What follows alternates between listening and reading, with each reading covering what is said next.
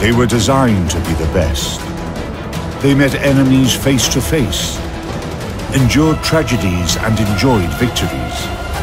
They went down in history due to the bravery of their crews. They are the ships that deserve to be called naval legends.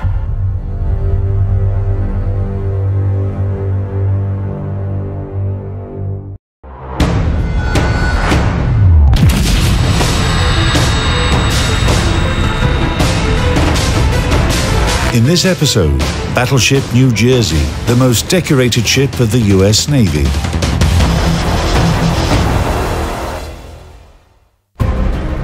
Naval battles in the beginning of the 20th century defined the evolution of warships for decades to come. The country that had the most battleship in its navy could be considered an invincible master of the seas. After World War I, the US and Japan started a true competition to build the most powerful fleet.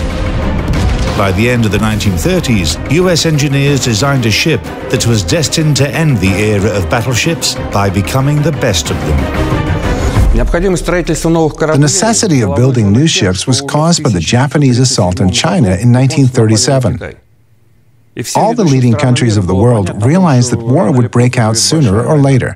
During these combat actions, the Americans somehow learned that the Japanese had heavy cruisers with powerful artillery armament. How could they oppose these ships? A decision was made to build battleships with specific armament and speed. In 1939, the General Council of the US Navy approved the project for a new battleship that was able to reach a speed of 33 knots. The main ship of a new class named USS Iowa was laid down in June 1940.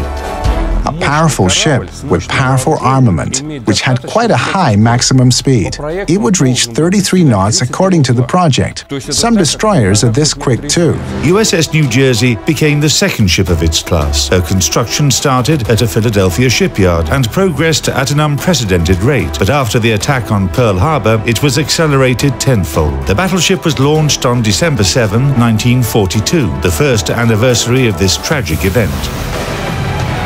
Total displacement, 57,500 tons. Length, about 270 meters. Beam, 33 meters. Draft, 11 meters.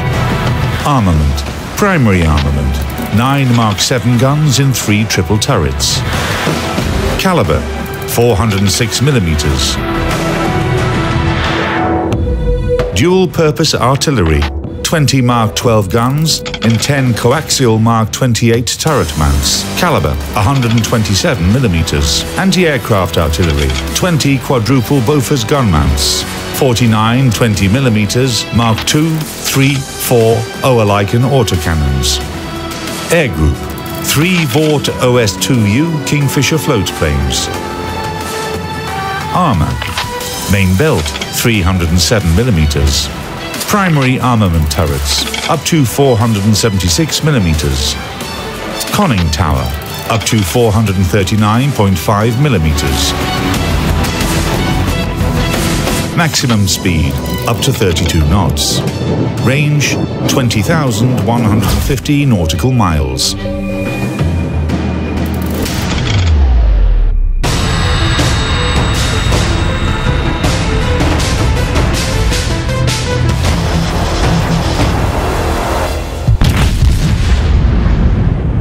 The 16-inch rifles on the Iowas were pretty much the epitome of naval gunnery.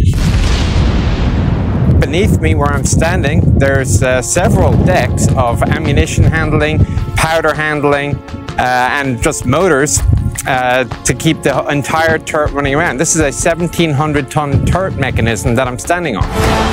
A powder magazine with 50-kilogram powder charges in silk bags was located in the lowest compartments, adjacent to the stationary part of a turret. They were transported to the loading compartment through a system of conveyors and elevators. So this arrow goes to red. That lets me know there's a bag here. I'm going to open this. The bag will come out, and then I'm going to roll the bag into here. And I'm going to let them know on the other side that there's a bag in that scuttle. The sailors here would stay here, and the sailors in there would stay in there. But let me show you how all this works.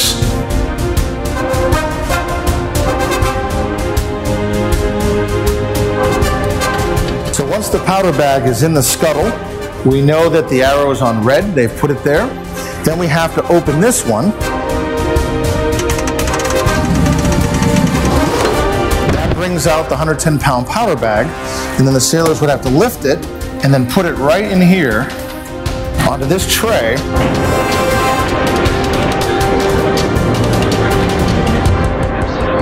Three bags here, 3 bags here. This is the elevator car right in here. When the elevator car came down, they would push in all 6 bags into the elevator car, and then the car would bring the bags up to the gun house so they could be put into the rifle. Munitions themselves can vary in design, usually depending on the size of the ammunition. So 16-inch shells, similar to this, you could not have a single cartridge of that size. It would just be too heavy, too unwieldy. As it is, these things are pretty much a ton in weight. So you have to load the projectiles separately to the propellants. First of all, a shell should have been inserted into the gun barrel. Shells were stored in a 2-storied annular magazine inside the turret's barbette. A separate hoist was used to feed them.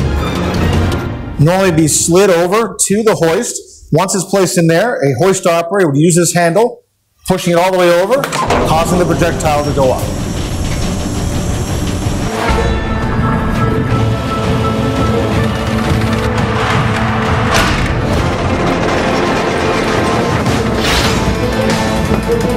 The loading process takes about 30 seconds, and when the gun is ready to fire, all that's left to do is pull the trigger.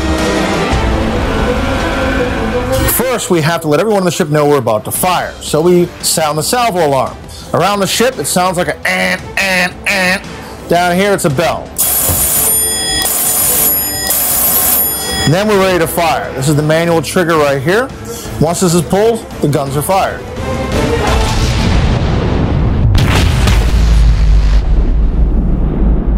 Ultimately, though, the design simply comes down to a really, really big version of your 7.62 rifle that you have at home. There is a driving band, usually copper, which meshes with the rifling, the grooves inside the cannon. The round goes bang, blast sends the projectile down range, recoil comes back, open the breech, clear out the fumes with usually a jet of compressed air, put another round in, pointy end first, more propellant, close the breech, re-engage.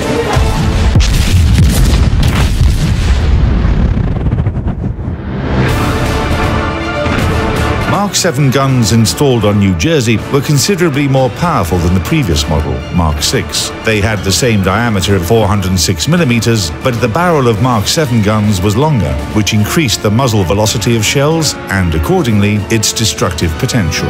If we take a look at the biggest Japanese Yamato-class battleships, they had a caliber of 460 millimeters. It's an enormous barrel. 2 skinny men could easily fit in there. However, they used heavy shells, which created problems. It didn't matter how long the Japanese made the barrels on Yamato, their shells had a lower muzzle velocity. So the primary armament of Iowa's, New Jersey in particular, had a caliber of 406 millimeters, but was on par with the power of 460 millimeter shells of Yamato. The diameter is smaller, but the power is almost the same as on Yamato-class battleships, and that was unique.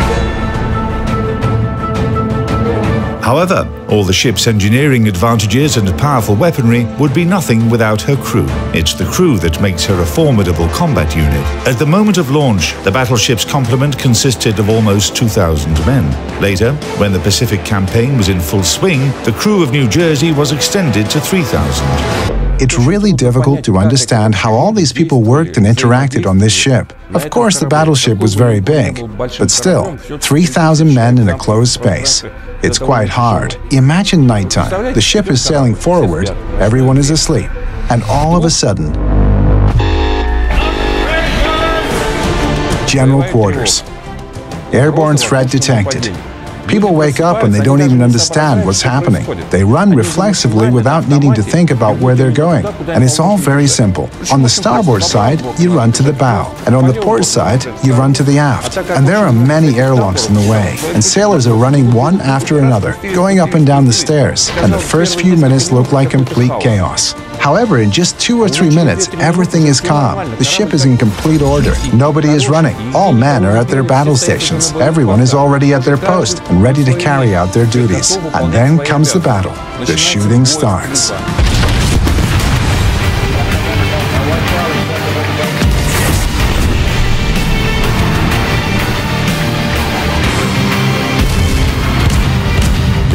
You have to stay at your battle station until you receive the order to leave it.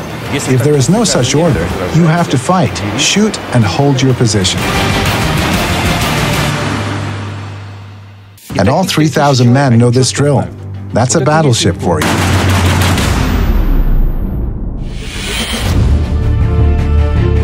The battleship New Jersey, nicknamed Big J by her crew, underwent her baptism by fire on February 17, 1944. The objective of a U.S. operation was to capture a major Japanese fleet base on Truk Island. 9 aircraft carriers, 7 battleships, 10 submarines, and about 45 ships of other types took part in the offensive. When any major combat formations are on the move, an avant-garde is always assigned. The advance guard, screening, reconnaissance, and so on. 2 battleships were assigned on the avant-garde. Those were Iowa and New Jersey. 2 heavy cruisers and 4 destroyers in addition. This powerful force was acting as the avant-garde. On this day, the task force encountered a Japanese unit consisting of the training cruiser Katori, 2 destroyers, and the armed trawler Shonan Maru. The balance of forces did not leave a single option for the Japanese. Even without using her primary armament guns, New Jersey and her escorts sank 3 enemy ships. Only destroyer Nowaki was able to escape. It's noteworthy that this 30-minute battle, however insignificant it was, became the first and the last encounter of Iowa-class battleships with the enemy in the high seas. In later service, ships of this class used their armament only against shore targets and aircraft. New Jersey demonstrated in her first battle that battleships had started to play secondary roles. Aircraft carriers and carrier aviation became the main striking force of naval warfare. At the same time, we need to understand that an aircraft carrier can't fight alone. It would be too vulnerable. Battleships became reliable cover for aircraft carriers. Thanks to their excellent seagoing capabilities, they formed an integral battle complex with aircraft carriers. New Jersey had to use all of her anti-aircraft armament to fight off enemy planes multiple times whilst protecting Allied ships.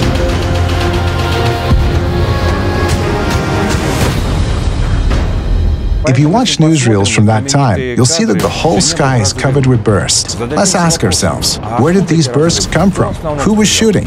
It was battleships that provided the main protection against the airborne threat. They took positions around carrier task forces, or were assigned to separate tactical groups in the main direction, and that became their primary objective.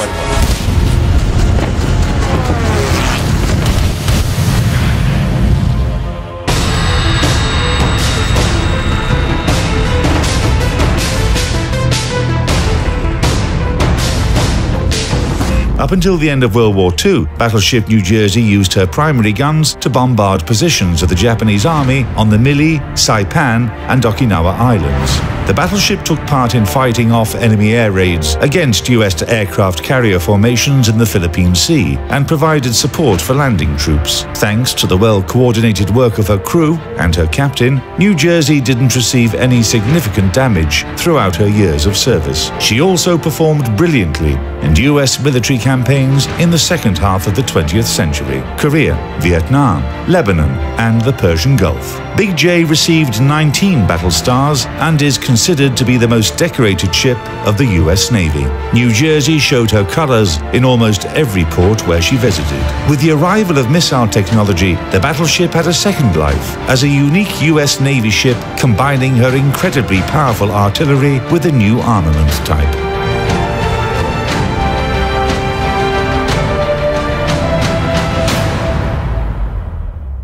The Iowa-class battleships have a unique fate.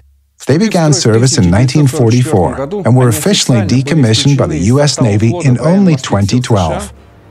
Battleship New Jersey stands out a little in this respect. For example, Iowa, Wisconsin, and Missouri participated in approximately 4 wars, while New Jersey managed to distinguish herself during the Vietnam War as well. And she was the only ship from the legendary 4 that was on active service in the Persian Gulf.